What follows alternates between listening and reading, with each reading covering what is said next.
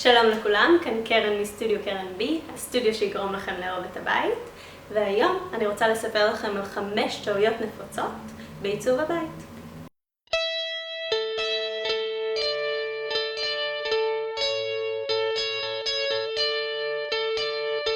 במסגרת עבודתי אני נתקלת בטעויות רבות שאנשים עושים בעיצוב, אבל יש 5 טעויות שחוזרות על עצמן כמעט בכל בית.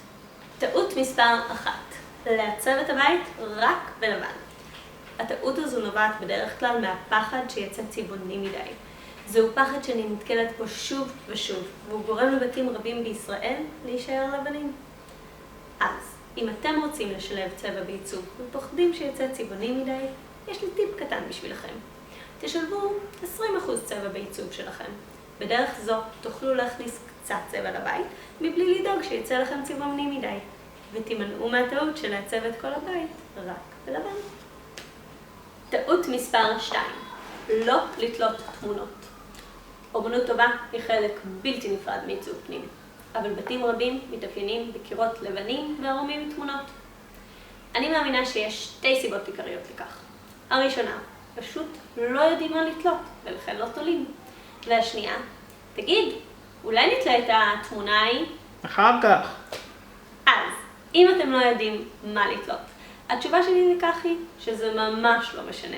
מספיק שתתלו פוסטר שאתם אוהבים, או תמונה שצילמתם באינסטגרם, העיקר שתתלו.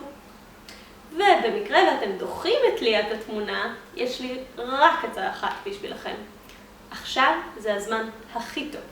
פשוט תעשו את זה עכשיו. טעות מספר 3. להעמיס בריהוט. הטעות הזו מקורה בהנחה שצריך לנצל כל סנטימטר בחדר. האמת היא שככל שתכניסו יותר רהיטים לחדר, כך הוא ירגיש יותר צפוף ויותר קטן, והאווירה בו תהיה מחניקה. אם אתם מרגישים שצפוף לכם בבית, שאתם לא יכולים לנוע בחופשיות ושיש הרבה דברים שחוסמים לכם את הדרך, סימן שיש לכם יותר מדי רהיטים. זה הזמן לפנות את הבית מהריהוט המיותר שתופס לכם יותר מדי מקום. טעות מספר 4. להזניח את הבית. הרי לא ייתכן שתצאו מהבית מבלי לצחצח שיניים, להסתרק, להתלבש יפה.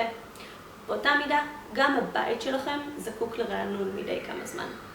בין אם זה שכבה חדשה של צבע, תיקון של הנזילה באמבטיה, או החלפה של ידית שבורה בדלת.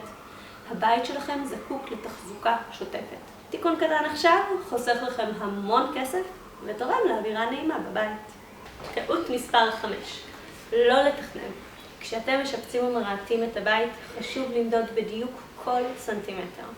אני ממליצה להכין תוכנית של החדר ולבדוק שהכל נכנס כמו שצריך. תכנון נכון חוסך לכם עלויות כפולות וטעויות שניתן היה להימנע מהם. זהו להיום. אלה היו 5 טעויות נפוצות בעיצוב הבית. אם אהבתם את הוידאו שלי, תעשו לי לייק. ואם אתם רוצים עוד טיפים לעיצוב הבית, אתם מוזמנים להיכנס לבלוג שלי ולהפיץ אותו לכל החברים שלכם. נתראה בוידאו הבא, ביי! אבל יש 5 טעויות בעיצוב הבית שחוזרות על עצמן, כן.